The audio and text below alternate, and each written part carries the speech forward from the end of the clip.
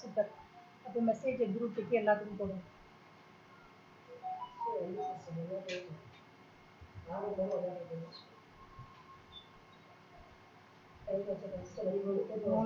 சரி போட்டுருவோமா, தொடங்கிடுவோமா? ஷார்ப்பாக தொடங்கிடலாம். இப்போ என்ன ஃபர்ஸ்ட் என்ன வரும்? ப்ரேயர் வரும். நான் தான் ப்ரேயர் சொல்லலாம். அதுக்கப்புறம் நீங்கள் எடுக்கணும். அதுக்கப்புறம் நான் திரும்ப ரூபி இருக்கா? ரூபி வந்து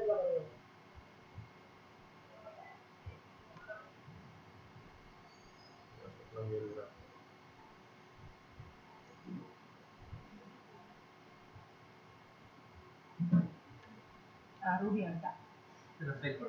சைட் போட்டுங்களா? அதை எல்லாரும் பின் பண்ணணுமே, அப்பதான்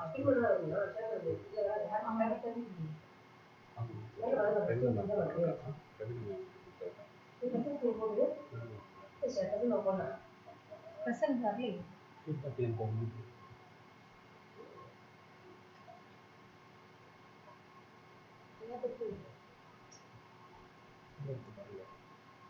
வாட்ஸ்அப்ல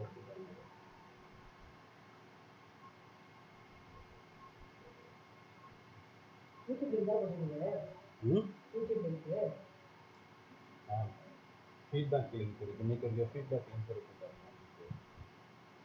அது கடைசியா பார்த்துக்கலாம். இப்போ டென்ஷன் ஆகிடும். ப்ரோக்ராம் தொடங்க பாருங்க. பிபிடி இங்கே வரல, ஷேர் ஆகல. நீங்கள் எதுலேருந்து வந்தீங்க? உள்ள எந்த பேரில் இருக்கீங்க? பிரபுன் கீழே இருக்கீங்களா?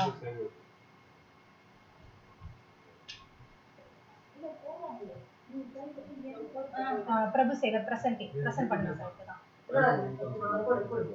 ஆன் பண்ணுங்க, மேக்ஸிமைஸ் பண்ணுங்க. அந்த ஹைடு கொடுங்க சார். ஸ்டாப் பண்ணுங்க.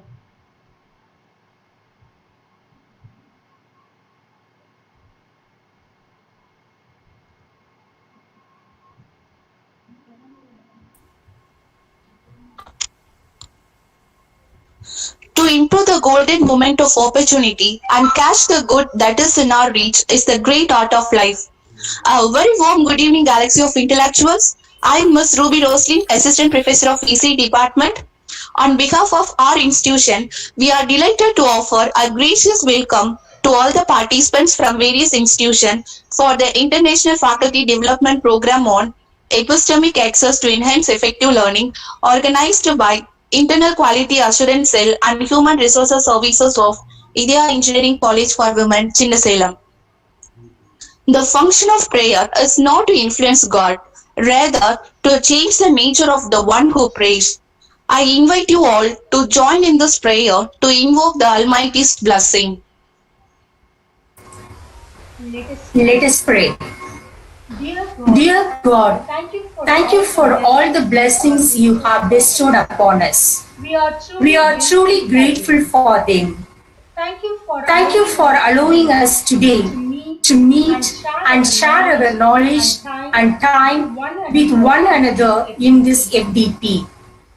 May you extend your divine wisdom to our speaker so that he would be able to impart effectively his God-given knowledge to all of us.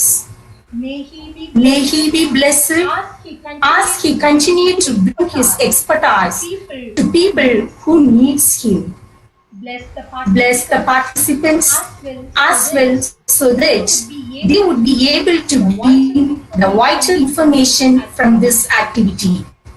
May you bestow your blessings after this FDP so that we may go out and spread what we learn in the spirit of your love and generosity.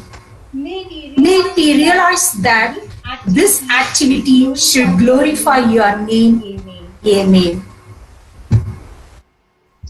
Thank you. Welcoming is an art. Now, I invite Dr. A. Praveena, HR Services of IECW, to welcome the gathering and introduce today's guest of honor.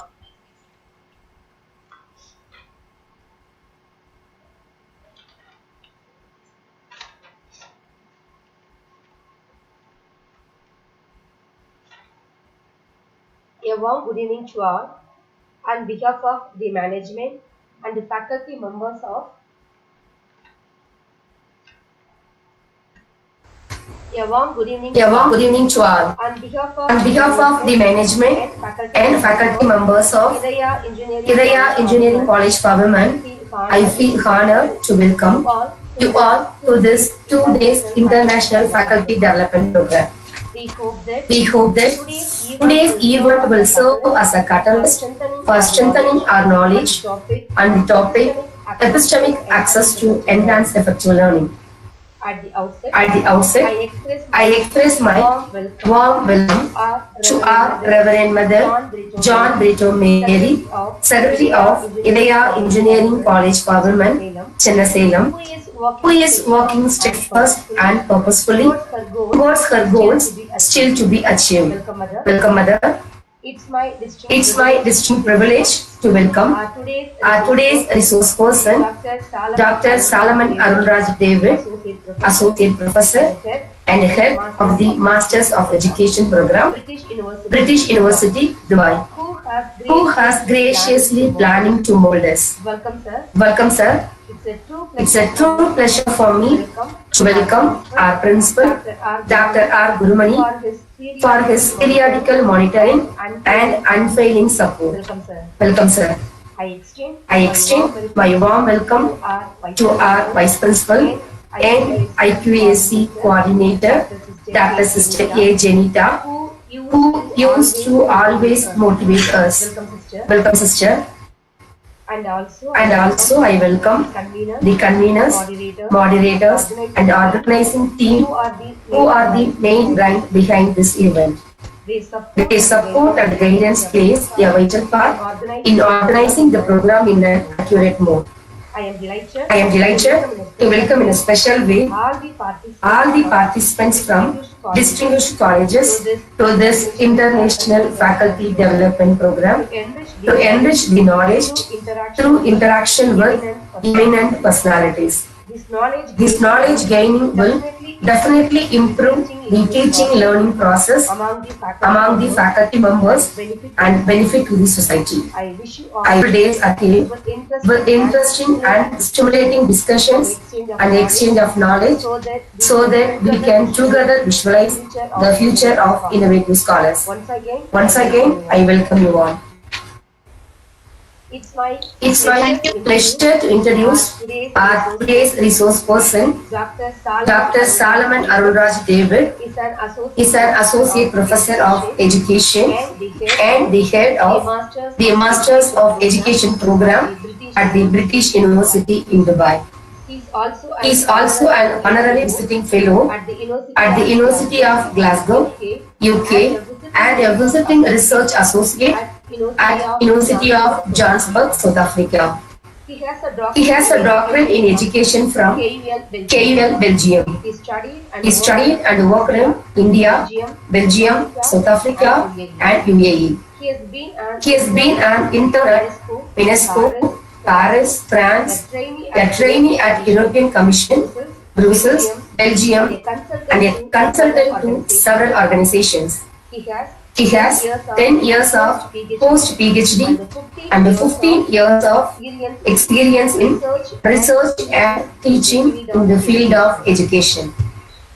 He is a member of the editorial board of Fuel and a reviewer for several academic journals.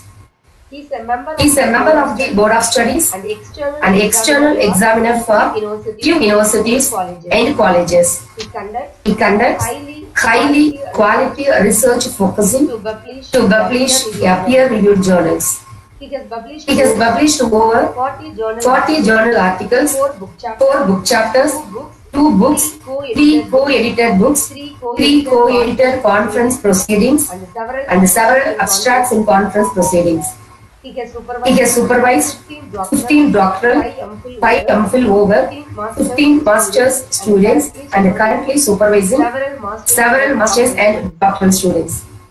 His His areas of research and consultancy: comparative international higher education, educational leadership and management, educational policy, planning, program and projects, teacher education and teaching and learning, curriculum and instruction, sociology of education and knowledge, intercultural, indigenous and citizenship education.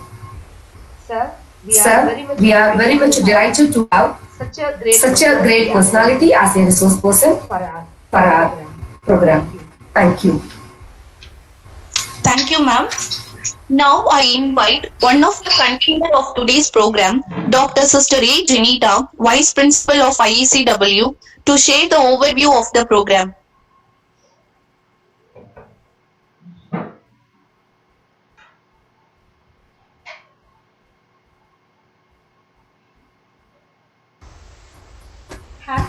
Happy evening to one and all gathered here. I, Sister Janita, Vice Principal of Idhaya Engineering College for Women, proudly welcomes you all for this 2 days International Faculty Development Program. Dear professors and my dear colleagues, by the grace of God, we, the internal quality assurance cell as well as HR services of IECW jointly organized 2 days International Faculty Development Program on today as well as tomorrow. As we all know, that is a very famous quote. That is, the quality of nation depends upon the quality of its citizens. The quality of citizens depends upon the quality of their education. The quality of education depends upon the teachers, that is, mainly the educators. So if a country wants to become a developed country, the education system should be followed very innovatively and very advanced manner. Especially in this 21st century, there is a tremendous change we could feel that everyone is moving from traditional education system to technology-based, technology-enabled education system. So it is the need that we, the educators, should adapt all the technology advancements. Otherwise, we will be outdated. With this in mind, we hosted 3 one-day national level FDP program in our. I hope many of you have attended that program and gave very good feedback that all the resource persons who talked about the innovative ideas of the educational systems were very interesting and informative. As a continuation, we would like to launch 2 days International Faculty Development Program. As you all know, we educators mainly focus on the academic excellence. But the real goal of education is we have to concentrate on the character building. So that only I can proudly say we Idhayamites have the vision, academic excellence and character formation to build a better world.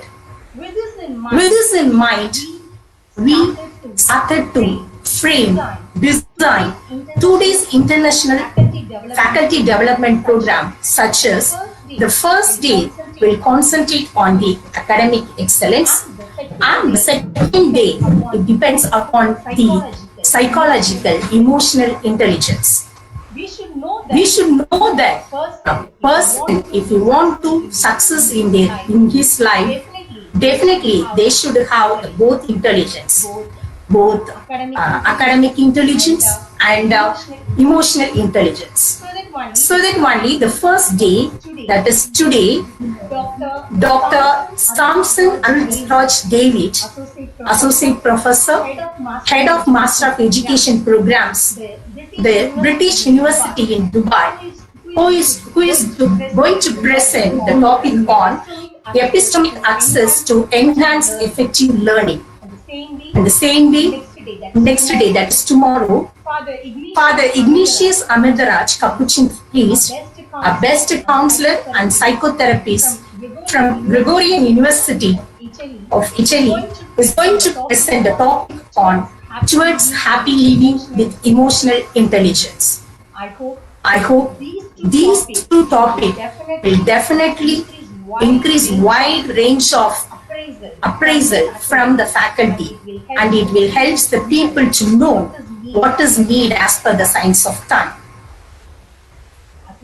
At last, I wish all the participants you will attend both the sessions and get benefited. For your felicitation, we would like to host this Google Meet by connecting YouTube live stream. So those who would like to watch it in YouTube, you can do it.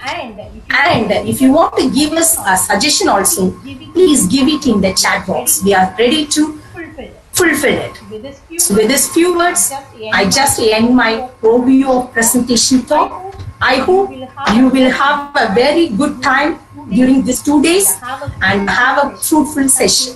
Thank you one and all. Thank you, sister. As we reach the purpose of this program, I invite today's presenter, Dr. Solomon Arulraj David, Associate Professor and Head of Masters of Education Program in British University in Dubai, to take over the session. Sir, the session is all yours.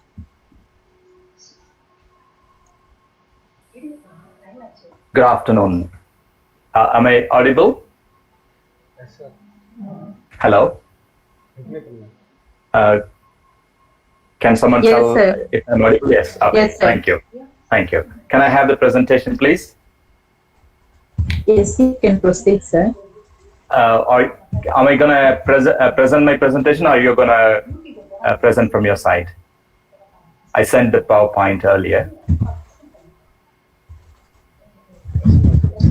Just a minute, sir. Okay. While we get sorted the PowerPoint ready, thanks for the organizers to give me an opportunity to present this interesting session with you. I'm not here to offer any solutions or any ideas for you to practice. Rather than I like to make it as a brainstorming exercise for all of us, because we are all in the same boat. We all sail in the same journey as higher education instructors, professors. So we know what I'm going to talk about. Mainly, I will try to keep it a little bit more philosophical and more inward journey towards our own reflexive practice on teaching and learning that might able to help us to connect to our own teaching learning practices. Could I have my first slide, please? This is the second slide. Yeah. So when I had a chat with the organizers on the relevant topic that I could consider for this wonderful faculty development program, we explored various topics, and I suggested this topic, which is one of my current research. So I've been for a long time working in the field of higher education research, heavily researching on the transformation that is happening in higher education, and recently more into the teaching learning practices in the higher education. Recently focused these two in one of my research, where I explored the notion called epistemic access. I will explain in a minute what is it about. So I was exploring how this notion, epistemic access, can help us to enhance our own teaching learning practices in higher education. And that's how this whole topic came about. And so I hope you will find this useful for your own professional practice. So that's going to be the focus that I will make today. Can I move to the second slide, please? Before I start my session, I would like to humbly request everyone not to record or reshare these slides or the video, as there are information that are copyright based. I probably would be using books and works, research that are unpublished, or sometimes I'm using our permission before we disseminate this. So we must be very appropriate in terms of sharing this content without proper permission. So I humbly would request it not to record and reshare this content. Great. All right. So let me open my session by introducing this interesting and fabulous book called The Ignorant Schoolmaster, written by one of the famous French sociologist and philosopher called Jacques Rancière. I'm not able to see my slide. If I can see the slide in the middle, that would be good. Can someone help to make the slide in the middle? So that is the introduction. You could see Okay. it. Great, thank you. Yes. Great. Okay. So this book that was written by Rancière for a long time ago is very relevant even today for us to reflect as practitioners, as instructors, as teachers in different programs and in institutions. Actually, Rancière wrote this book from the French context, from the political, social dynamics that was driving France. But he is actually presenting the whole narrative in the book with a story of a French teacher called Jacotet, who went to Belgium to teach to the Flemish children. And he is a French teacher who does not speak Flemish, and he is teaching to Flemish children who do not understand French.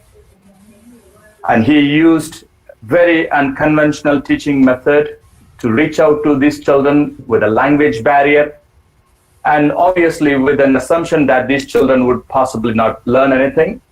But towards the end, to his own surprise, he learned himself how the children could learn amazing without his effort and the language as a need. So he came out with this understanding that the master is not an important person in learning. Of course, in many traditions, in many cultures, including India, where the master is very important, because we come from the Gurukul tradition, where the master is celebrated to large extent. And in this manner, Jacotet, the French teacher, came to an understanding where he claimed that all people were equally intelligent. All people were equally intelligent. That's his first claim, the first lesson he learned. So there's nobody who is lower or inferior to anyone in terms of intellectual ability to reach out to his desire. Of course, there are psychologically disputes with that. This is a sociological interpretation, which means intellectual emancipation is possible for anyone. That's his conclusion. And a need for formal education and a master to teach is not always required, as learners could learn by themselves or could be taught by anyone or any given circumstances, formally or informally. As we know now, we all learn in our life situations every single day. Due to this pandemic, we are in universities and children could learn other ways, right? I'm able to Are you here? Are you able to hear me? Yes, sir. Yes, sir, you Because are audible. All right. Okay. Thank you. Because I could listen to some other conversation. Anyway, so the idea is that Ramsey came out with this lessons so that all people are equal intelligent, that we can all emancipate ourselves intellectually. So intellectual enlightenment is possible for anyone at any time, given any circumstances. Nothing can stop people to learn.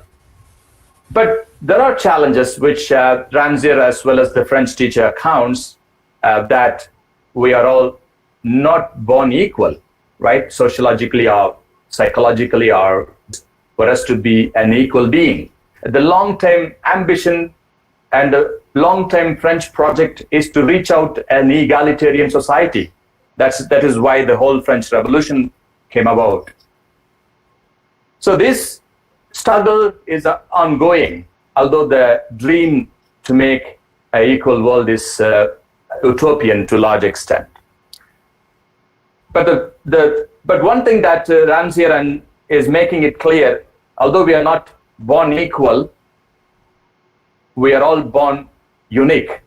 So everyone has got a unique nature in which they can excel. That not everyone can be a mathematician or a language expert, but they can be a boss of his own expertise. This makes the intellectual emancipation difficult to some extent, but also possible to a large extent, given that everyone can excel on their own betterment, on their own expertise. So he closes this book with other lessons saying, equality is not an end, but a starting point, a point of departure. And equality is neither given nor taken, but practiced actively by everyone. And it must be practiced actively by everyone. That is the interesting message that I would like to pass to you while I open my session. So the question here, are we one of the ignorant schoolmasters, that we have our own prejudice about the learners that we have, whom we are teaching, given our own social prejudices, that this child cannot learn, this child can learn. So what kind of world that we live in, what kind of worldview that we hold, what kind of prejudice that push us to think the way that we live and practice our own professional life. We need to constantly question and reflect to make it clear whether we are informed schoolmasters or we are ignorant schoolmasters. We can learn from Ramsey's lessons as well. Moving on to the next slide. These are the three focus I will hold in my presentation today. First, I will explore the general global trends and transformation in higher education sector in which we are all working, that might allow us possibly to know our own world that we live in and work. And following which I will continue my conversation on the main notion that I'm exploring today, which is epistemic access, how epistemic access is supporting our teaching learning practices in our higher education institutions where we work currently. Then I will further take forward to explore the impacts of epistemic access in our teaching learning practices and try to offer some of the existing best practices, models that might help us to learn from it to excel our own professional practice. Moving to the next slide.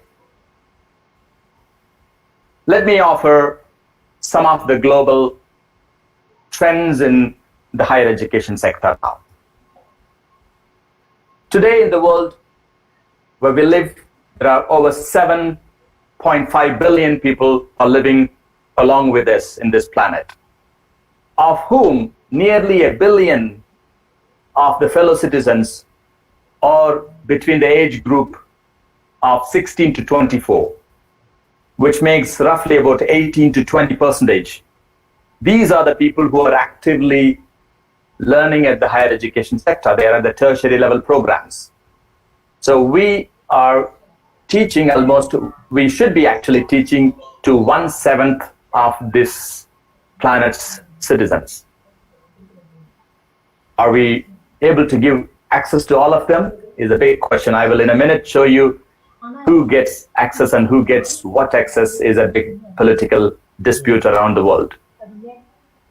Access to higher education in terms of the global average is 30%, which means between the age group of 16 to 24, who are eligible to go to the university after passing school, roughly about 30% of the students are able to go to universities. The average in India is only 20%, below the global average. Some of the economically advanced countries, mainly the OECD members, largely European, Western European, North American countries, the access rate is above 45%. The highest access, to my knowledge, is from Sweden, that has got about 85% access. One of the reasons is mainly that the Swedish government offers stipend to go to university, so which means students get money to go to study in the university, and that's enough for them. So they most obviously, so many of them are happy with that money and they stay a long time in the university to enjoy that benefit. That will open a big floodgate if we do that in India and other underdeveloped countries due to a lot of economic challenges. One of the common trend that we have seen in the past, in recent time, is the heavy privatization. I think you are showing the following slide. I need the previous slide, please. There has been heavy privatization mainly in the higher education sector.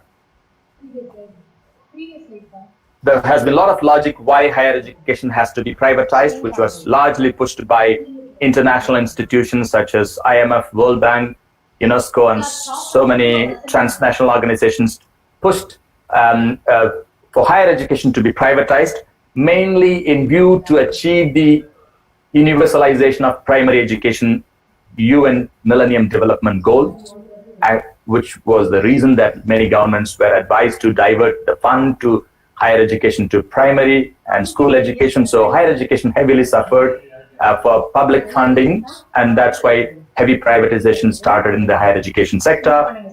There are advantages and disadvantages of privatization, which is not the focus of my topic today, so I will not entertain that debate much. But however, there has been other economic rationale that pushed these trend, which is the rate of return analysis, the cost benefit analysis, heavily that was being pushed by World Bank in macroeconomic analysis. That's how the whole logic of privatizing higher education came about in many countries, which to some extent created access for many, but also created double standards, and which also created quality challenges and so on. We live in a world where the job market is fast changing. We know now, due to the pandemic, many have lost jobs, and many will continue to lose jobs in the next few years. And it will take a couple of years for the world to come back on track to move forward in economic advancement. But it's not only for that regard.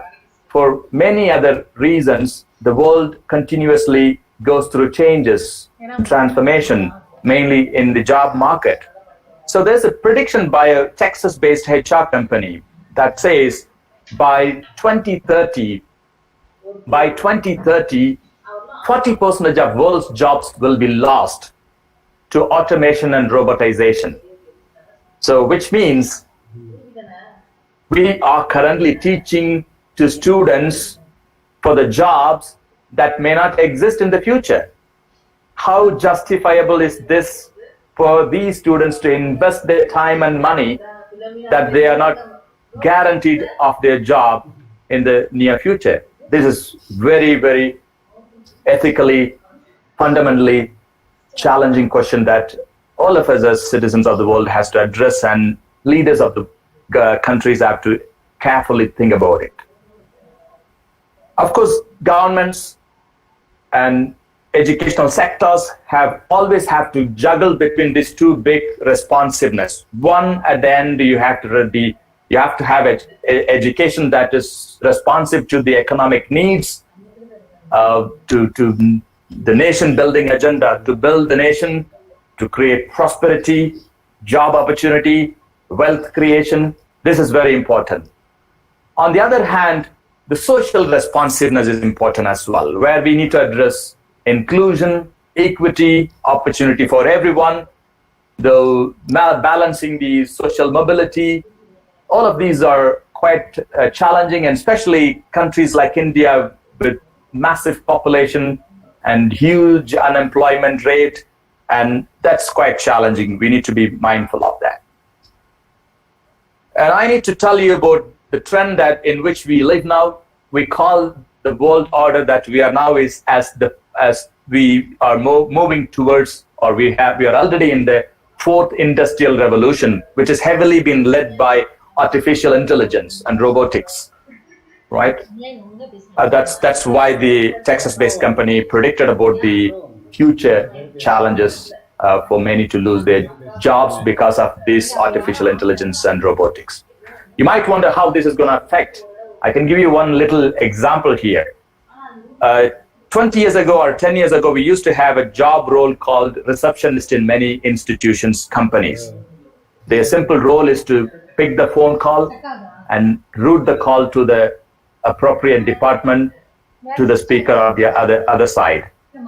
Now we have switchboard, automated telephone. The moment you call the switchboard, it will route you automatically to who you would like to talk to. So that's a job loss for the receptionist or the telephone operator in many institutions. You would be surprised, globally, over 100,000 people lost job just because of this one automation. So imagine the number of automation that the world is going through, and that danger it actually poses for mainly highly populated country like us. Those advancements are relevant for advanced countries where population growth is less. But for India, China, and big thickly populated countries, they must be very cautious to stay away from those advanced technologies to some extent, to longer time, to avoid unemployment. This is one of the things economists are cautioning. I don't know how far they are paying attention to that. So we also talk about the education that we are now using is called the education 4.0, right? Like we talk about the lockdown 4.0. This is education 4.0 means we had different types of education in the past. When we talk about fourth industrial revolution, you would probably wonder what are the three other industrial revolutions. The first industrial revolution is the mechanization, which means mechanical advancement came. The second was automation. So you mechanized. So when people mechanized, job loss also was there. And then we moved to the automation, which was the second industrial revolution. The third industrial revolution was ICT, information communication technology. The fourth industrial revolution, what we are going through now, is the use of artificial intelligence. Artificial intelligence referring to any self-thinking machines that will eventually be used to compete with humans, right? So one of the example of a self-thinking machine, Google is a self-thinking machine, for instance. Google, you search for something and it stores your information. The second time you search, it will even send you information without you searching that, because the machine knows what you are interested in. So that's a self-thinking machine. There was recently, sometimes when you search for something in Google, you start typing the first few words, then it will give you the lead for other words without you typing that. So this is an example of a self-thinking machine. So it's Google begin to suggest you something. So a man who was trying to search for something in Google, and then Google kept suggesting, so he got annoyed. He yelled at Google saying, "Google, stop behaving like my wife," right? Don't suggest things to me. I want to search myself. Of course, women can say, "Don't behave like my spouse, my husband," because they also suggest either ways. So that's actually the technological advancement that we are moving through. So if machines can use binary options to self-think, that has a lot of challenge for humans. It can take away humans' job because they can perform much better than humans. So many other things. There are even IBM and other companies are already experimenting about using humanoids to teach in schools and in universities. And there has been a debate about how can we use machines and robotics, humanoids to teach? How will they be able to be kind and compassionate to students who need emotional support? And then, to our surprise, IBM is able to tell us that humanoids are developed with synthetic phases that can show 100 more emotional expressions than humans. So they're even advanced in emotional side. So future is going to be very challenging for all of us. Of course, the HR company in Texas is a little positive about the two sector that is not going to be damaged heavily by this development. One is education, another is healthcare, where human intervention is largely needed.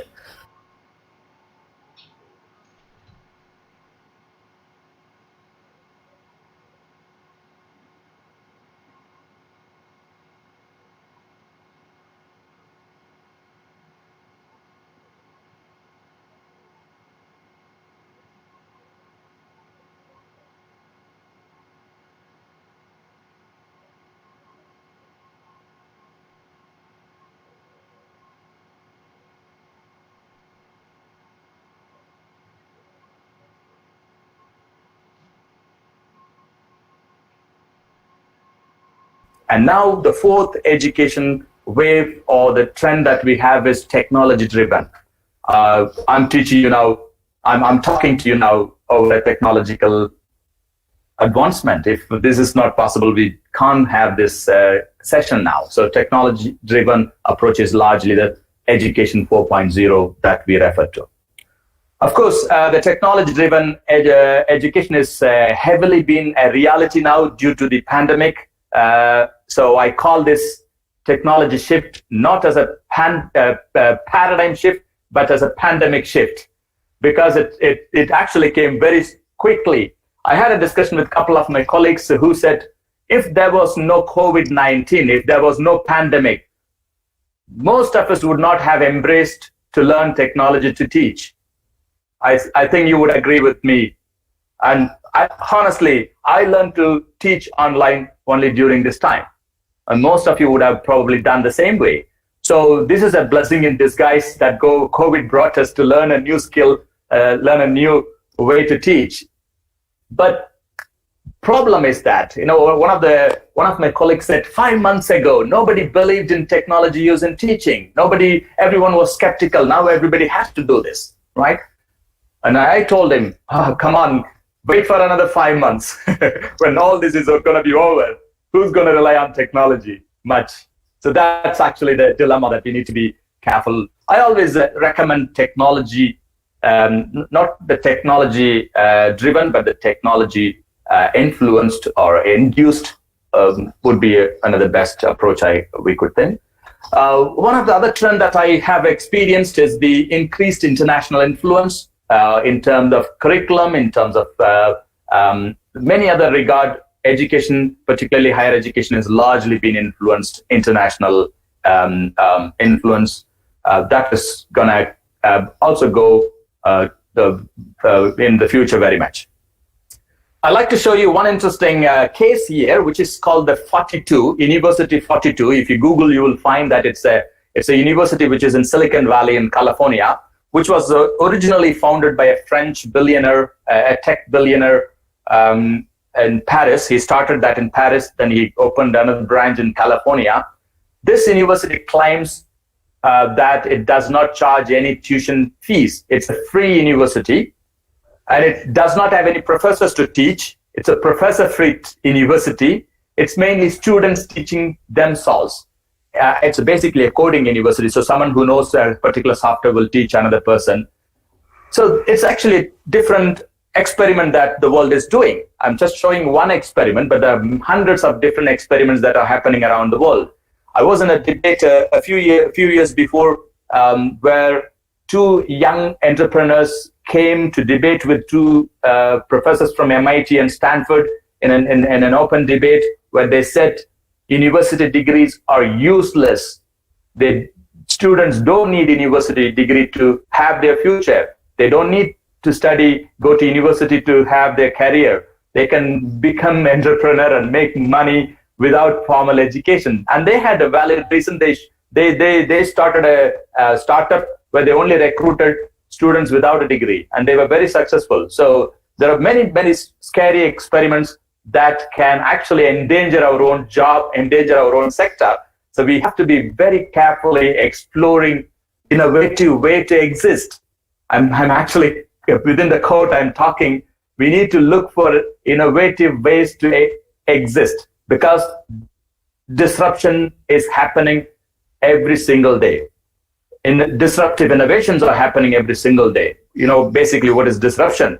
Disruption is something that will pose something new that will disrupt our own existence. So we have to really explore innovative way to perform our duties, in which we could attract students, we could attract people to come to university and colleges to learn, so we can keep our jobs and we can run our institutions. I'm not scaring you, but I'm just opening with some of the possible challenges in which we and our sector is moving. That's something we need to be careful. Moving to the next slide, please. In this slide, I will show you the global graduate stocks. This is 2020 figure, so you can see where all the graduates we can find in the world. So if you see, basically, there are about 204 million graduates with a tertiary education program. They have already a tertiary degree, right? And this is going to be more in future. And if you see, China has got 29% of the graduate in the world. If there are 100 graduates in the world, 29 are Chinese. Only 11 are from the US. 10 years ago, I had another slide which I couldn't show you. 10 years ago, the figure was different. US had about 18%. China had less than 20. China is really actively expanding its higher education.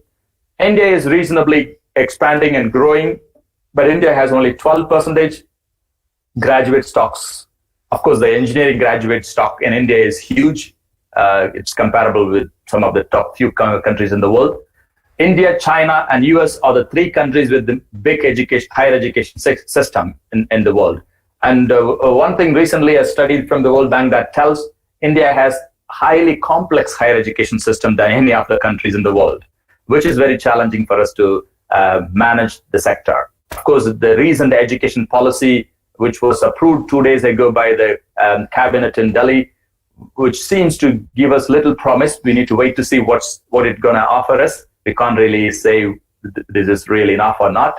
But something which is, I will show you in a minute what it offers us to move forward. The next slide.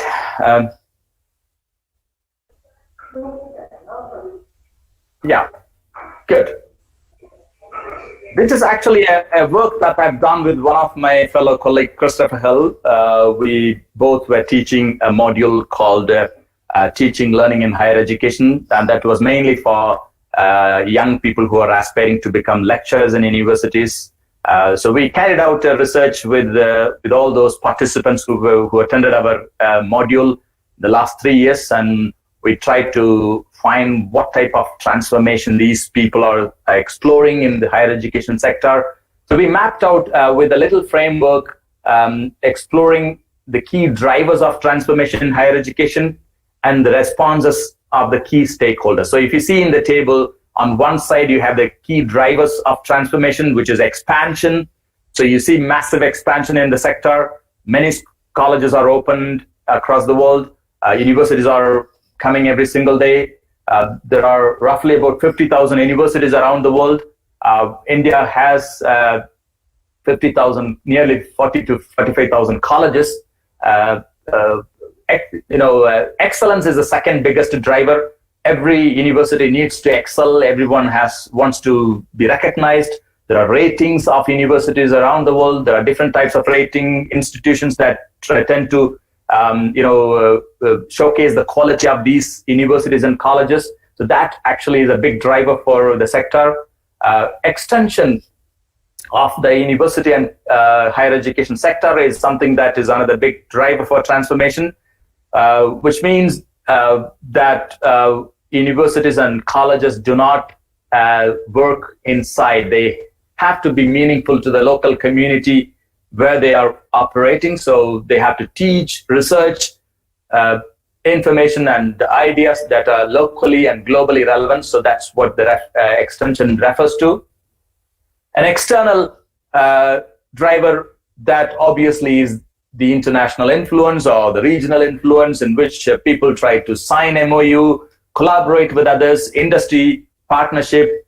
There's an interesting model that recently came about, which is called the triple helix. A triple helix refers to the three key stakeholders, such as government, industry, and universities. They come together to teach and research what is really important for the government, the country, and the economic sector. And that's something that is related to the external function of the university. The classical metaphor that we used for a long time, that universities are ivory towers, that it's isolated from the rest of the world, and they lock themselves to think, research, and teach what they think is more important. That old-fashioned thought is no more functional now. People want to really see universities that are more enterprising, more collaborative, more venturing outside. So that's something that we see very rapidly in the modern time. So if we tend to be ivory towers, we'll be old-fashioned. We are old-fashioned now. We will be not relevant for today's needs and today's times and so on. So the response of the key stakeholders obviously is also different to all of these drivers, such as the response of the state is different, the response of the market, the private sector is different, response of the institutions is also different, and response of the students are also very different. Students are not anymore the students that we used to have in the past. Students are much informed these days. In many countries, students look at the rating of universities and colleges before they join. They don't randomly join any program, randomly join any universities. They are very, very much aware, informed about the program and the college that they have to choose for their own career path, because they invest their time and money.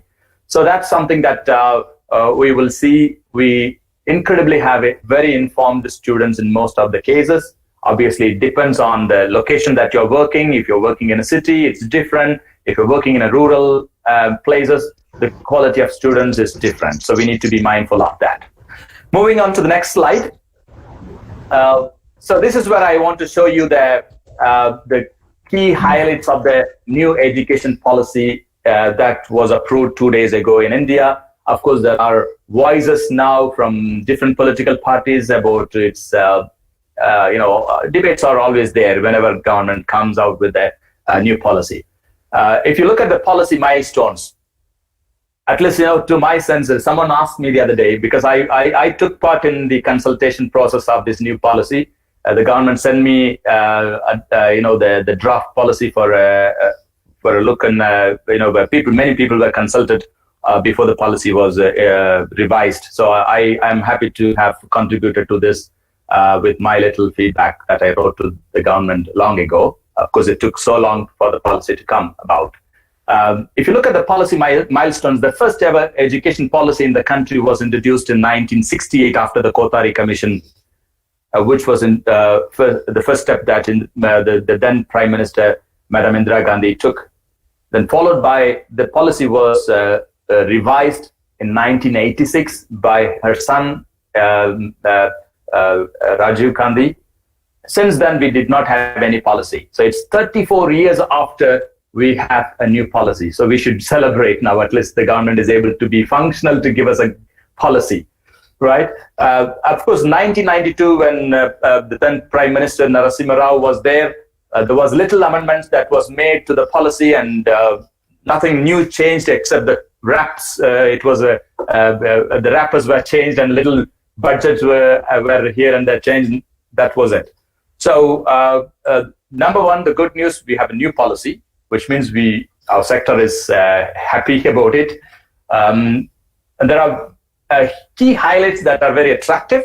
I won't go list by list to everything. There are even more of that. But the message is that we can expect something promising now. I hope so. Of course, there will be challenges. It's not a perfect policy, but there will be challenges. So we need to wait to see before we react immediately to what the new policies came about. At least I'm happy that we have the new policy. So the good thing that there will be some systemic change. There will be only one regulatory agency for higher education. EGC and AICTU will merge together. Except medicine and law, the rest of the program will go to one regulatory agency, which will actually, to a large extent, reduce the massive license drudge approach, where institutions have to pay huge, undercover. I don't want to talk about that, but that challenges will really be capped to some extent. I hope so. Of course, there will be only one common norms for public and private institutions. I hope if that will be applied for everything, then that will be a fantastic practice, especially if the salary of teachers and lecturers is the same on both public and private institutions. That's a big step that we have taken. We need to wait to see that. Anyway, the government is a bit ambitious to have holistic, flexible, multidisciplinary education. The good thing there is going to be credit transfer possibility for children who are migrating, students who are moving from one program to another program, or one university to another university. So there are so many interesting features that the policy is showcasing. So we can expect something promising in my sense. So we can wait to see what's going to be the reality after this policy has been introduced or implemented. Great. Moving on. The next slide, please. Right.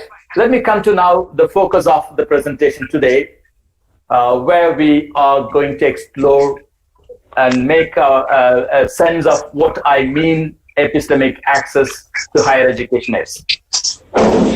Two people I would like to highlight here who have been championing. Obviously, Johann Muller was the first person to introduce this notion called epistemic access. Later, Morrow picked on that, and William also offered a broader conceptualization of what is accessibility, first of all. Then Morrow talks about what is epistemic access. So if you look at William's definition, who interprets accessibility, he refers to accessibility with a lot of details, not merely to the program, to the college campus. So students who has access to a program or a college, he must have accessibility to information, guidance, funding and financial support, admission procedures, credit for existing skills and knowledge, relevant knowledge and curricula, facilities of the college, a variety of courses and modes of study, different learning processes, a supportive environment, a variety of certification and accreditation mechanism, a range of vocational and occupational outcomes.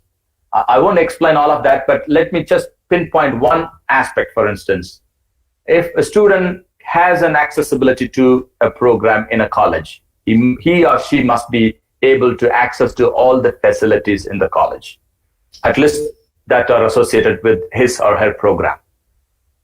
Do we really give that to our students is a big question. Many universities, many colleges, they do not use their labs to the best. Labs and lab equipments are just there for a showcase. I know one of the students that I know who went to study in Germany after passing his 4 years of engineering as a topper in his college. And the very first 2 weeks in Germany, when he was doing his master's in microsystems and engineering, he couldn't handle, and he ran to me. I know him, so he ran to me. I was in Belgium at that time, and he couldn't handle. He got a fellowship to study, and he couldn't handle. He was about to leave, and I really had to tell him, "Hey, come on! It's a very good opportunity. Not many people could have. Stay back for a couple of weeks. You will be all right." I asked him the reason why he couldn't handle, and he said, 4 years back in India, I studied in a best college. I was not expected to touch any equipment there. I don't know how to operate any of the machines there. We were there for showcase. They only show when we needed to do practicals occasionally. But here in Germany, when I started, the very first day they asked me to lab and perform experiments. How would I do that? Because they were never taught all through the 4 years program. Although he is a topper, he couldn't handle that practical side. So this is the reality in many colleges, be it engineering or other colleges. We don't have equipments to teach, first of all, or we don't let them to use these facilities, and this is not a proper access. The proper access means they are able to benefit the best out of the college, out of the program that they are going through. And of course, these days, if this is again comes with a resource, right? Colleges must be resourced. There must be some equipments are very expensive. They can't really buy everything. But there are ways out in which you could handle that. In my university, sometimes we use simulations, computer simulation that will reduce the whole need of equipping the whole resources sometimes. So we could think in a meaningful way to use resources. Moving on to Mauro's definition on epistemic access. Mauro proposes a systematic learning to ensure epistemic access. He outlines the following solutions to enable epistemic access. First, he asks to remove the constraint of poor disciplinary knowledge, which means faculty members who are teaching, they must have a strong subject knowledge to teach a particular subject. In many cases, in many colleges, lecturers would be asked to teach a course just because there is nobody else to do that. That's not the best way to engage lecturers. We must look for their expertise and utilize them in the area, mainly meaning the right person for the right job. We can't get anybody to teach anything. They shouldn't have the background in the field to teach. This is how they can be best of themselves, or they will suffer sometimes.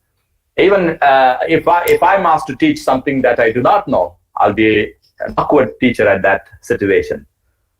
And then he asked about the removing of the constraints in terms of the structure and the differentiation. A program should be well structured, organized, then it's easy for students to go through. It must be clear, and it should be differentiated for undergrad level, postgraduate level, level appropriate for the first year, second year, third year. We can't teach higher order knowledge at the very first year. One of the typical style I used to very much appreciate in the Holland, in Netherlands, in any program that students register, the very first module or the course that they will take in the program is called encyclopedia. For instance, if a student is studying financial management, the first module will be encyclopedia in financial management. What is there in that module? It's simply the foundational knowledge, A to Z of the foundational knowledge in that module. So students in that very first module will be able to refresh their mind in the particular field before they go to the higher order knowledge. So that's actually the level appropriate style that I'm referring to. You cannot teach the very first day the higher complex theories or the models or the inventions at the very first day. So that's something we need to be careful in structuring and differentiation. And then he talks, the level of appropriateness, we talked about that, scope of teaching, inadequate feedback and reflection. So assessment is something that is part of these teaching learning practices. Students should be informed at the very beginning, how will they be assessed? They cannot be left for their own suspension to understand how they will be assessed. So you should tell them, in this particular module, in this particular program, you will be assessed based on this test for this many marks. These are the rubrics. This is how I will mark you. This is how I will write feedback. All has to be made clear at the beginning of the course so students can understand that very well before they jump into the program. And when I mean adequate feedback, it must be constructive feedback. Most obviously, in many countries, in many programs, students just get a letter grade and a pass-fail mark, which means nothing for a student. He cannot learn and develop with just saying you got 60, you got 50, you failed with 40. That doesn't make any sense for a student, right? And you don't have to be a professor to do that. So a constructive feedback must be attached with any marking of any paper. So student can understand where he went wrong, what he could actually use to develop further. So that was something that is important in assessment, which we call the evidence-based assessment. So the students can have an evidence why I got a B, why I got a 70, why I got an 80, right? So that should be clear in writing, in giving feedback. Good. And then the last thing, we should also, he also suggests to remove the empiricist views of knowledge and the lack of materials. So we need to unpack what is empiricist views here. Philosophically, on any regard, there are two views philosophers would actually talk about. One is the empiricist view, other is the rationalist view. The empiricist view, an empirist would actually only believe that the sensory experiences are the only route for knowledge gaining, which means we can only learn through our five senses, through our hearing, through our seeing. And this is where the empiricist would say there is no other possibility to learn outside this empirical experience. The sensory experiences. Whereas the rationalist would say there are two other enterprises apart from these five senses, which is the reasoning and the rational ability. And this is what actually Moro is calling. So we should not only teach and assess students through the empiricist approach, we should go on use the other materials, philosophical materials such as reasoning and rationalization. I hope that is clear now on understanding what I refer to epistemic access. I will continue to unpack as we move on. Can we move to the next slide, please?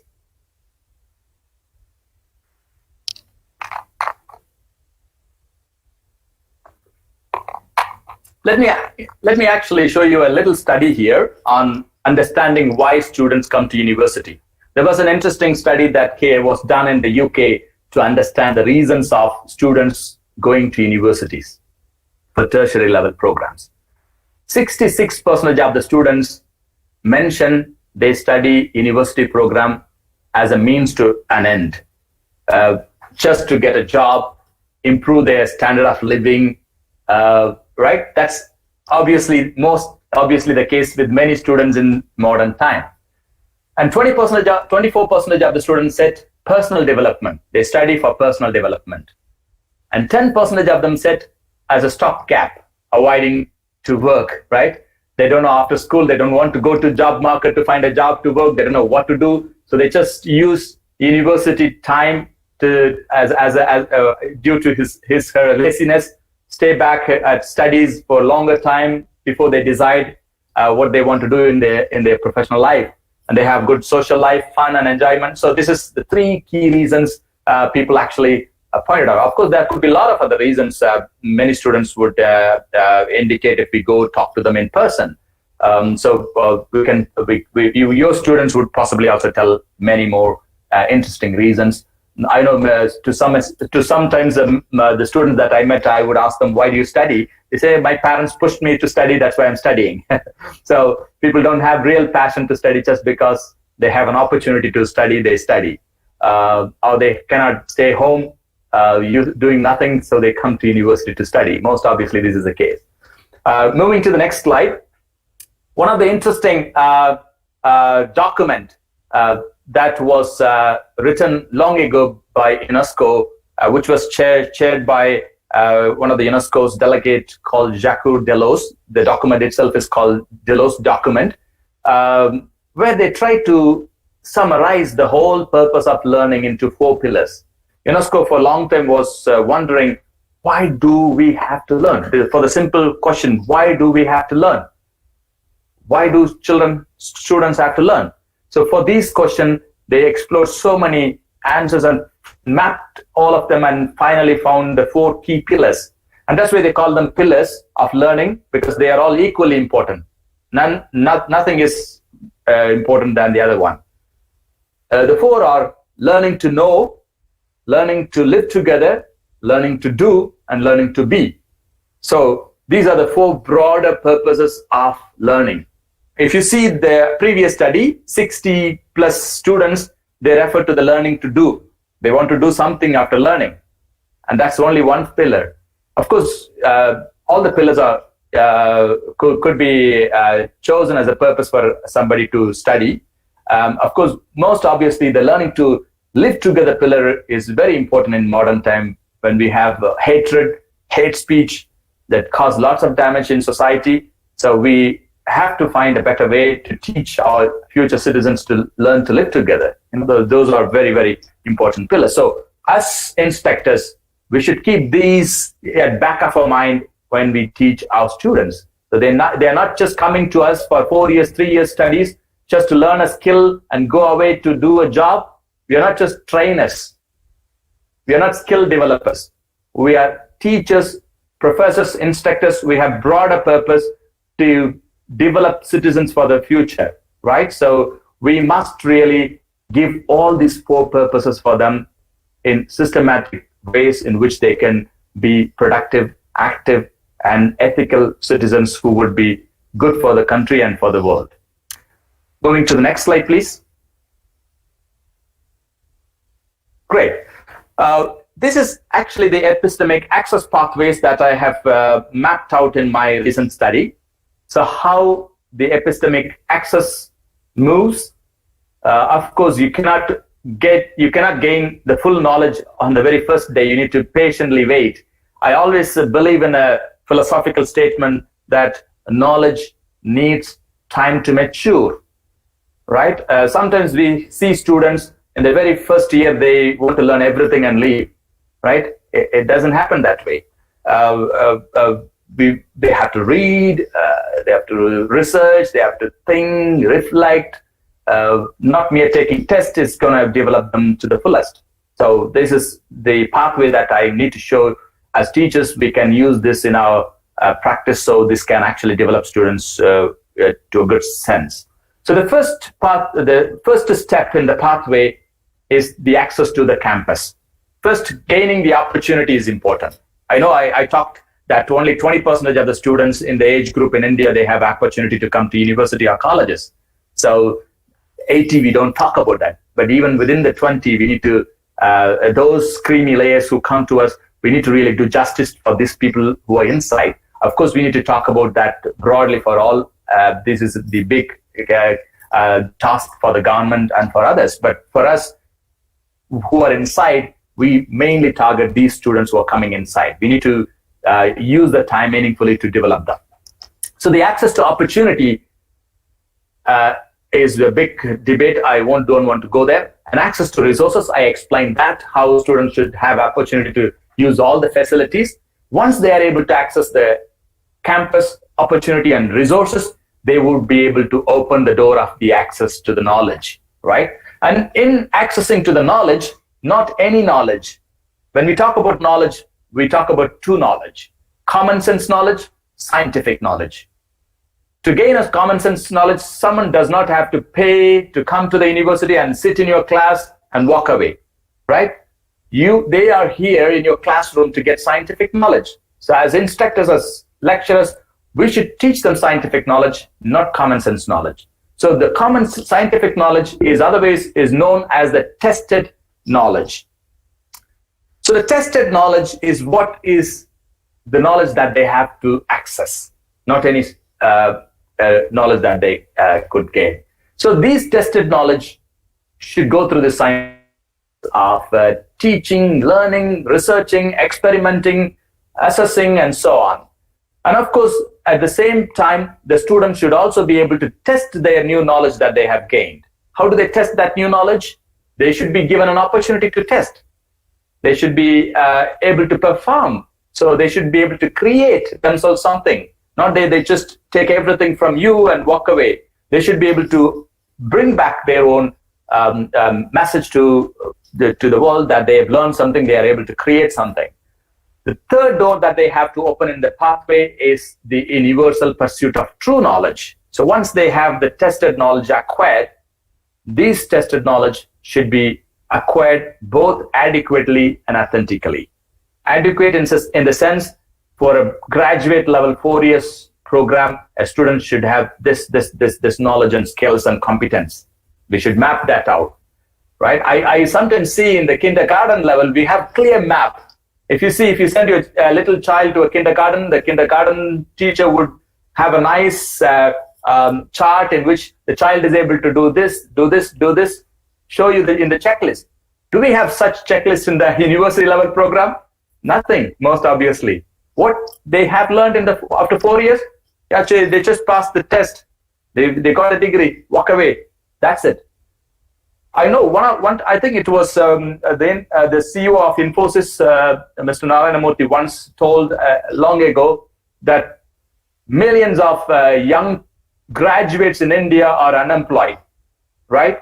While there are millions of jobs available. What is the problem here?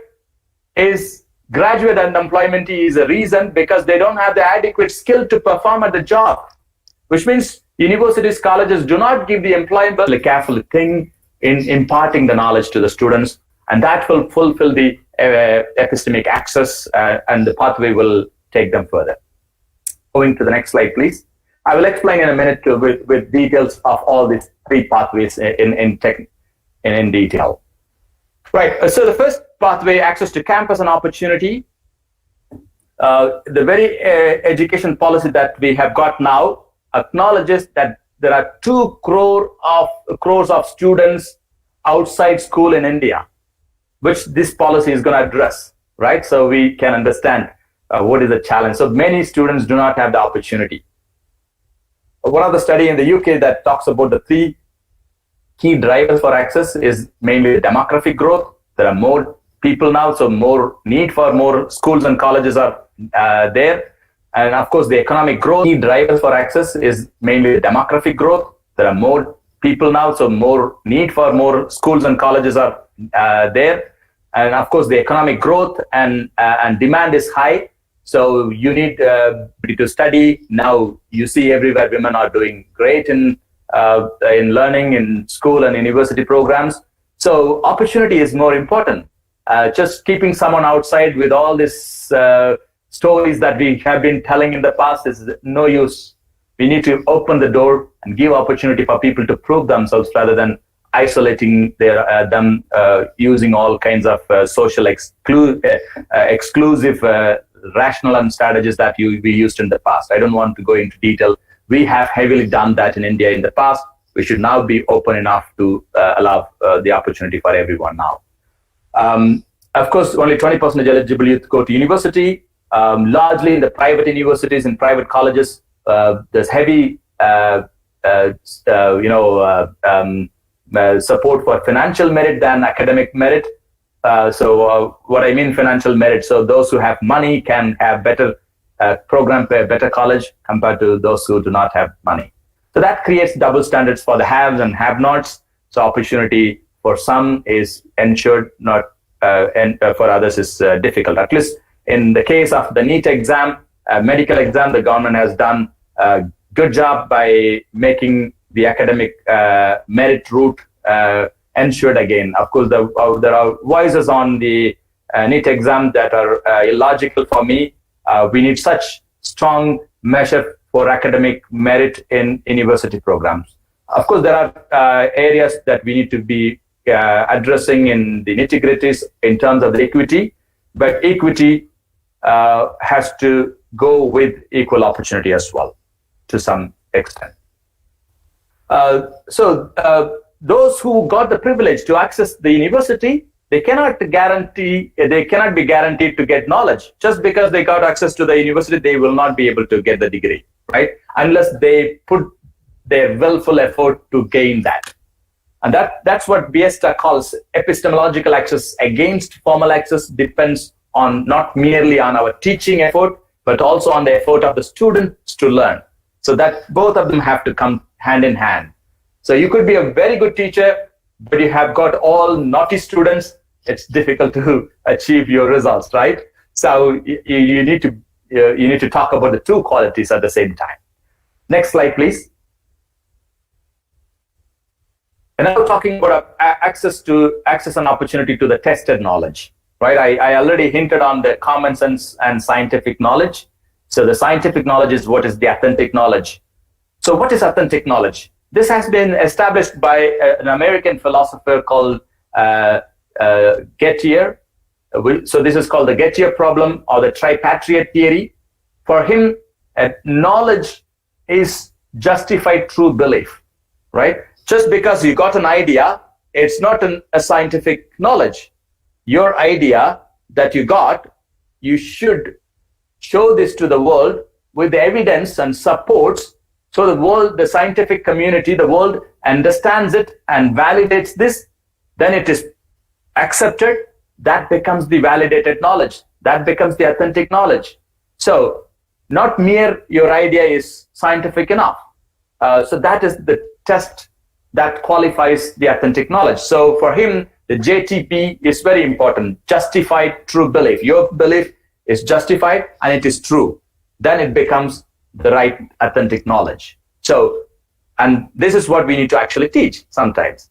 And most obviously textbooks should have authentic knowledge, but many times it's debatable because people who write the textbooks, or how good are they to comprehend with this authentic knowledge, is another big debate. So the tested, validated knowledge is authentic for epistemic access. So if you don't have this knowledge, students cannot use their epistemic access.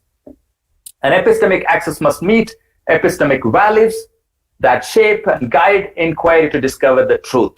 So what are the epistemic values here? Epistemic values includes the passion for learning, commitment to commit time, quality time for learning, and then the hard work that they put together and the quest to learn. All of them are the epistemic values that will help students.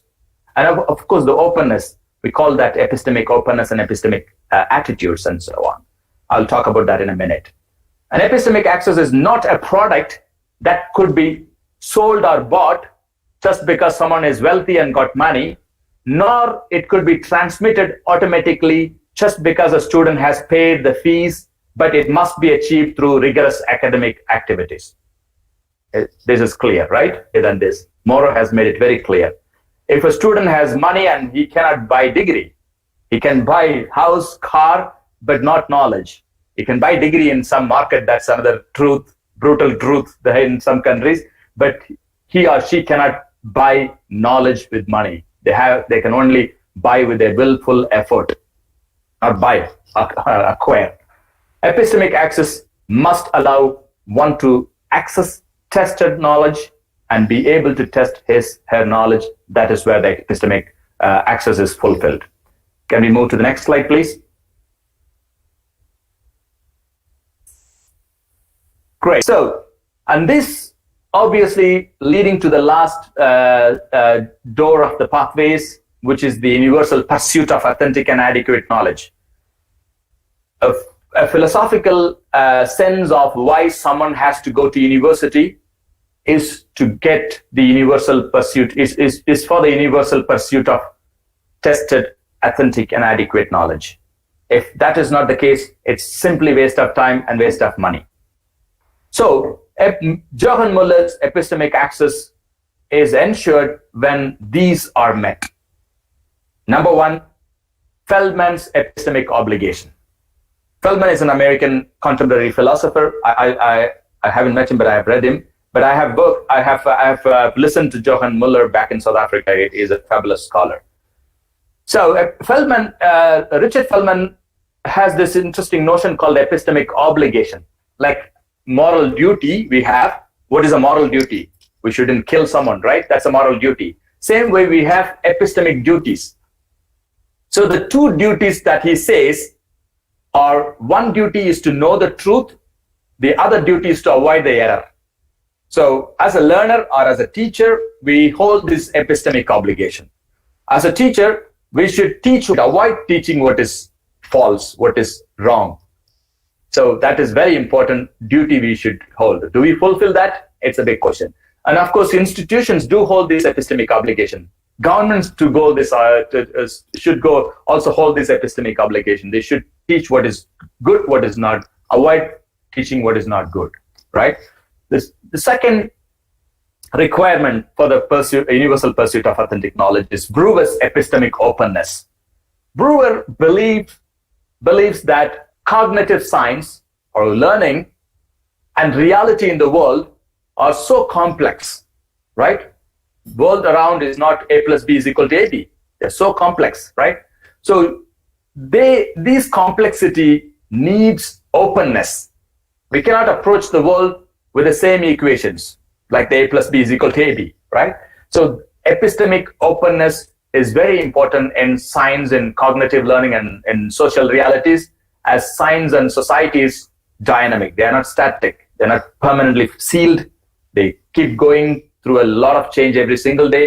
So we should remain open, right? So you shouldn't say 5 years ago I taught this and it should be the same. Don't be too definite about certain things as lecturers. I've seen my teachers in the past, they would say, no, it's the same. No, things change every single day. So if we don't read, if we don't get updated, answers are not the same. We cannot solve today's problems with yesterday's answers, right? We should be dynamic enough to be open enough to learn from our own students.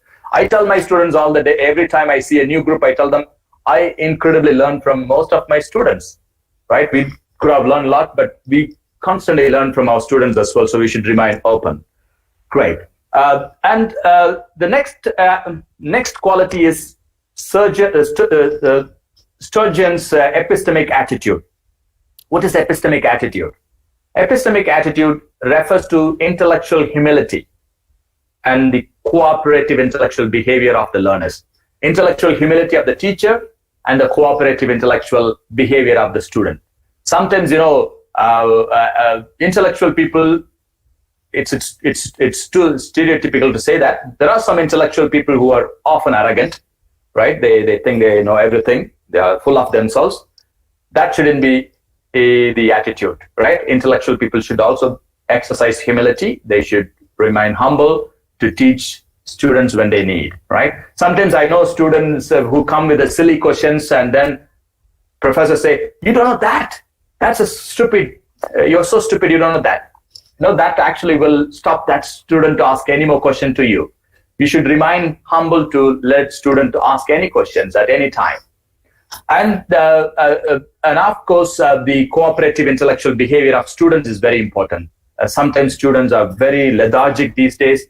They don't want to respect their teachers. They think they can learn other ways. So that's, again, another bad attitude. So we should have both good attitudes for the universal pursuit of knowledge. And Fricke's epistemic justice is another quality in which he says intellectual actualization for the betterment of the world and humanity is something that has to be fulfilled as an epistemic justice.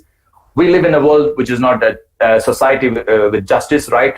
We have all kinds of complexities. So we should constantly work towards reaching this just society that could actually be able to come only when we actually share our intellectual blessings with others, and that will help us to make a better world in a good sense.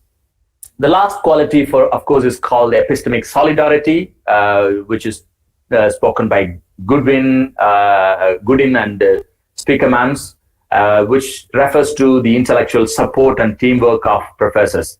And most obviously, colleagues these days, they are very disciplinary.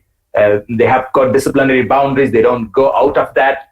They just stop themselves. They don't collaborate. They don't share knowledge with others. That's something is very parochial.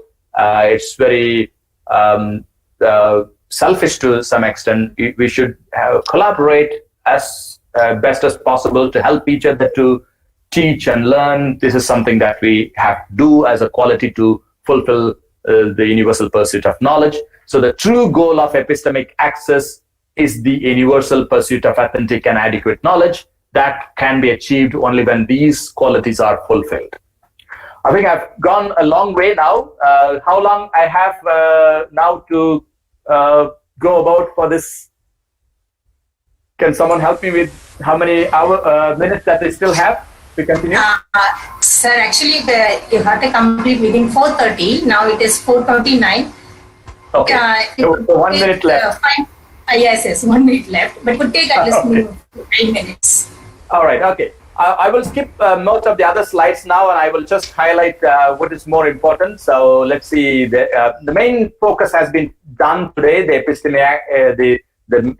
focus on the epistemic axis, and I won't go beyond this. Only 2 more slides that I will show. Then the rest you could actually learn from internet. I was about to show you a few other models. Let me just show you this slide, which is the next slide. You can. That's an important slide. Can I have the next slide, please? Great. Okay. So this is actually an interesting work. One of the colleague that I know from my previous research network called the Idhaya. He's from Netherlands. He's now working in the UK.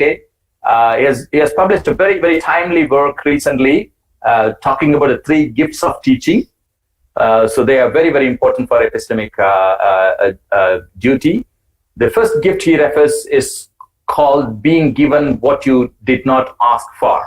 It's quite philosophical to understand, which he calls as epistemic qualification. So he says teacher's duty or instructor's duty is to deliver beyond the expectations of the learners, right? We should go beyond what is expected. So sometimes times are not allowing us for that, like what is happening with me now. But this is something that is the important gift that we hold as teachers, right? We have the power to change the world. We can change someone's life. We can develop someone. So the second gift is double truth giving. The double truth giving is a big philosophical enterprise because there is no one truth. There is no one side of the truth. Truth is very relative. Right? There is a truth in me. There is a truth in you. There is a truth in everyone. So if you cannot be completely definite about something, so you have to remain open. Look for the second options. That is the double truth giving. This he calls as intellectual socialization, in which you look for other ways of thinking in that particular construct. The third gift is being given yourself, which he calls as pedagogical subjectification. Here the teacher transcends himself or herself beyond the actualization need, right? So how best are we able to cherish these gifts is very important to ensure the epistemic access. With the last slide, the next slide, I will end my session, then we can open a few question and answer if there is possibility. Can you move to the next slide? Yes. This actually is an interesting picture that I found, which comes with an interesting slogan saying, humans are hooked with electronic gadgets, machines are learning. I talked about the binary machines, the self-thinking machines earlier. Machines are learning now, and we are not learning anything, right? How many books do we read now? We don't read books. We don't have time to read, right? We are super busy with our own social, what do you call the social media and all of their cell phones and TVs.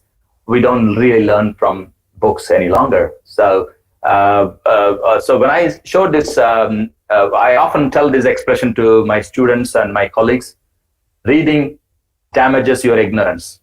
Reading damages your ignorance. The more you read, the more you are enlightened.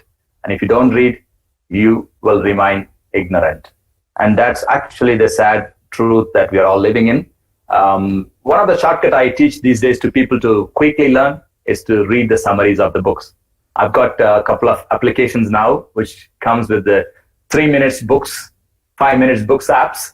So I can have the quick cap of the book in 3-5 minutes. So if I am interested further, I can read more or I skip.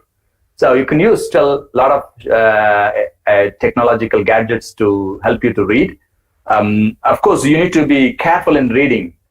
You cannot read everything, right? When I said this expression, reading damages our ignorance, somebody said, yes, reading can also damage your ethical behavior sometimes. It depends on what you're reading. If you're reading, for instance, all fanatic literature, you would only become a fanatic. So you should remain open in reading. You should choose carefully what to read. You should avoid what not to read in order to enlighten yourself. So I wish everyone to intellectually enlighten yourself. Going back to Ranjia's 5 lessons, you can self-emancipate yourself by learning, and you can emancipate others you can intellectually emancipate others by your role as a lecturer, and that's an important role. Let us hold this epistemic obligation and access to fulfill our duty. Thank you. Thank you, sir. Dear participants, if you have any queries, you can post your questions in the chat box. We will bring them up to the presenter.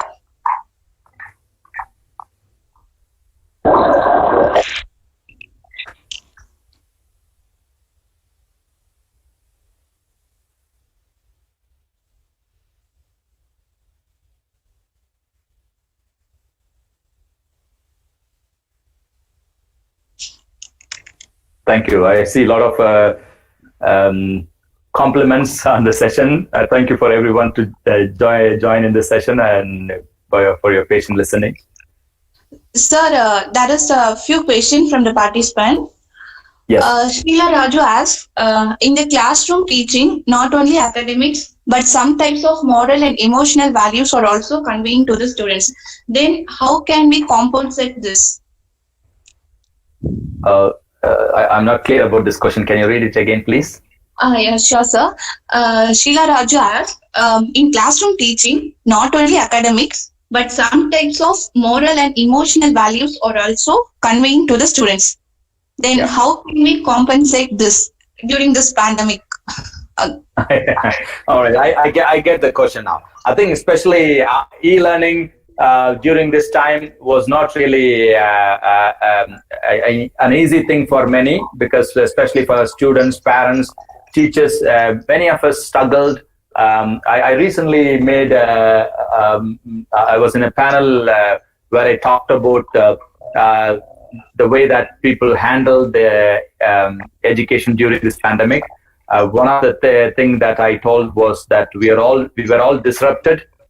We all had struggles, but we raised the bow. We raised the bow with our convictions and with our commitment, with our hard work. And one of the good things that I could see that the attitudes of parents have changed towards teaching and teachers. They learned how it's hard for parents to teach their own children, right? So the good thing that there is a belief that now around the world, the teachers' pride will be restored now. Teachers are going to be respected after this whole drama that we have in online learning, and I think that will eventually change.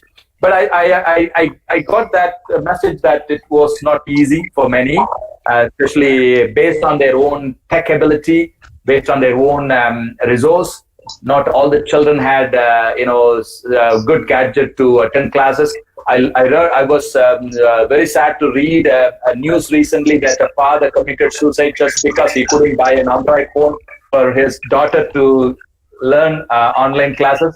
So see, these are some of the emotional challenges that are shocking us, but we need to be very mindful to be supportive to each other in this time.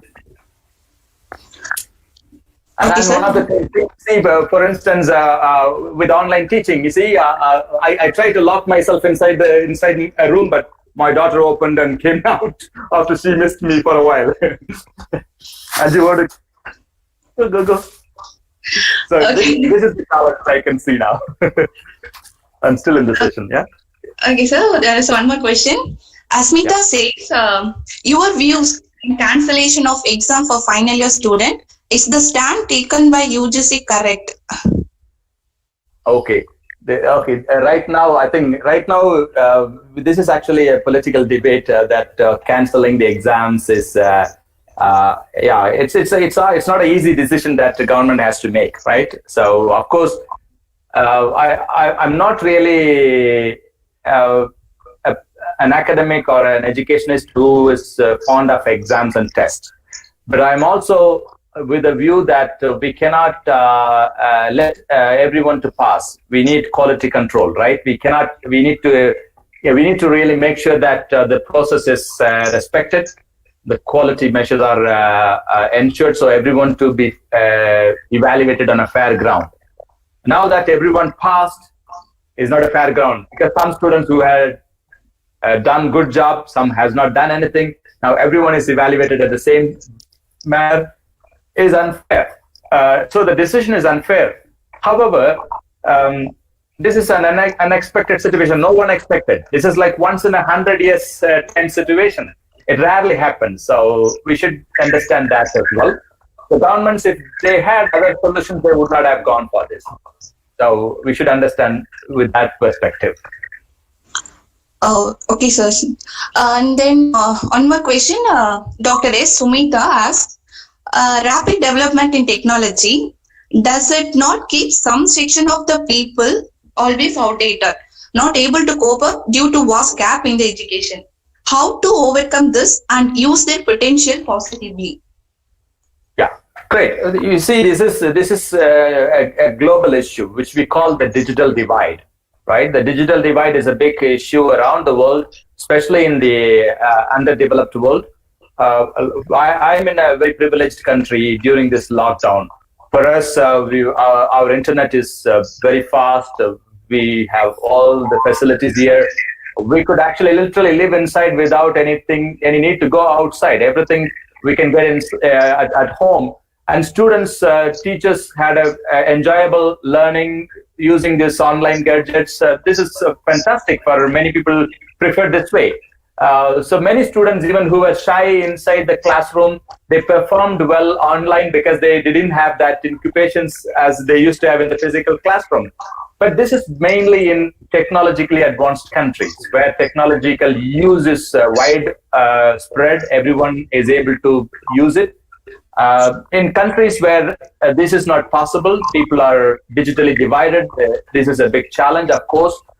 So we should look for a better medium in which everyone could be taught. And that's why I even suggested, and I think the government also was looking for this solution to use television to teach, because television is widely used in India. The 2011 survey, the census in India indicated that many people in India have TVs even though they don't have running water in their houses. So, or toilet, they don't have toilet, but they have TV. So TV is a very common thing in India. So using TV to teach is a big solution in India compared to teaching through mobile phone or laptops.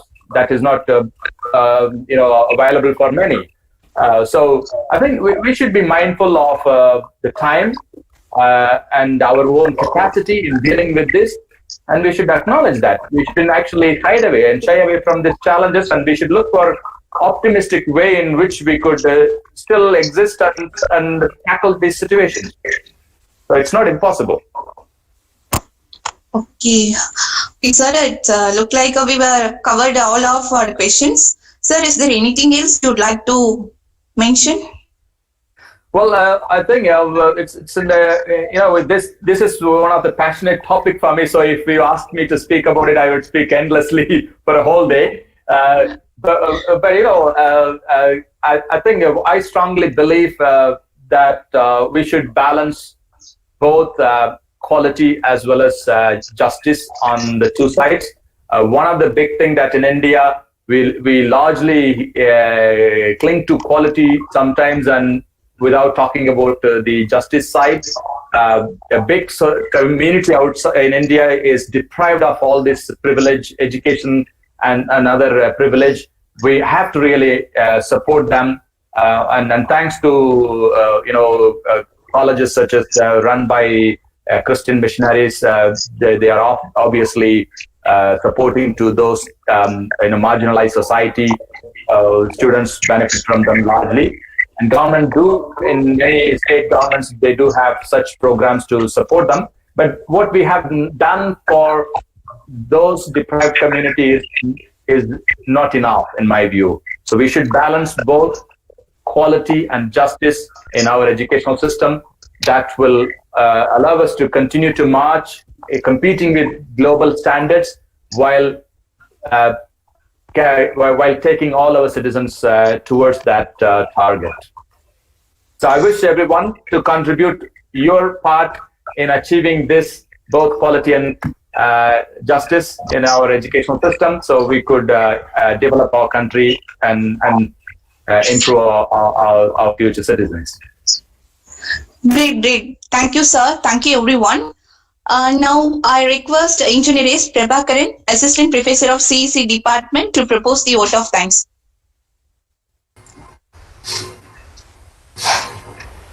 Good evening to all the participants of today's International Faculty Development Program. It is my great privilege to propose a vote of thanks on this auspicious event.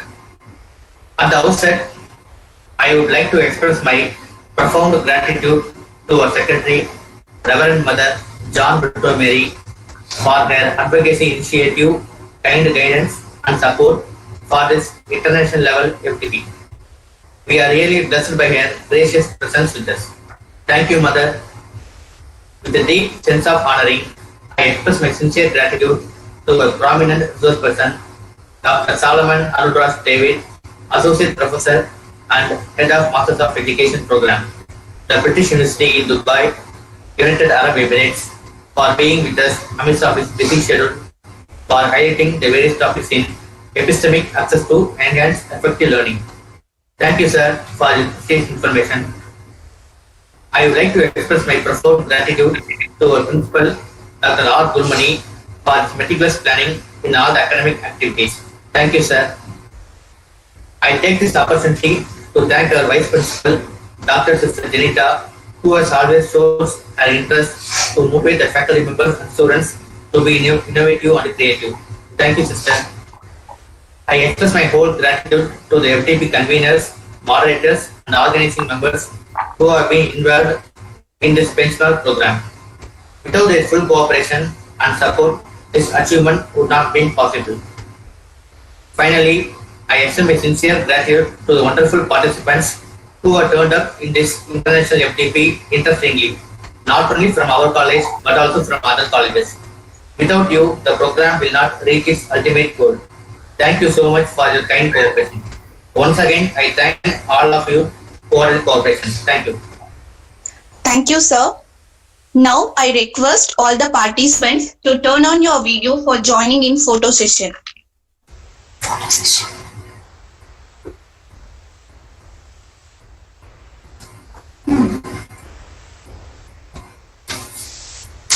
எப்படிப்பா இது எடுத்து விட்டுறணுமா photo session photo Later.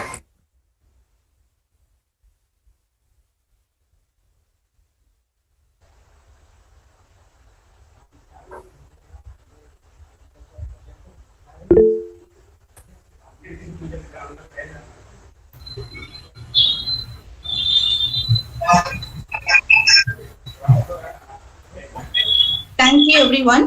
Once again, I thank our resource person, Dr. Solomon Arudras David, from the bottom of my heart for accepting our invitation in his busy schedule. That's indeed a knowledgeable and thought-provoking session. Thank you, sir. Thank you very much. Thank you for your thank you for your invitation. My heartfelt thanks to all the participants for joining with us for today's session, and also we are awaiting your presence for tomorrow's program. Thank you, everyone. Thank you.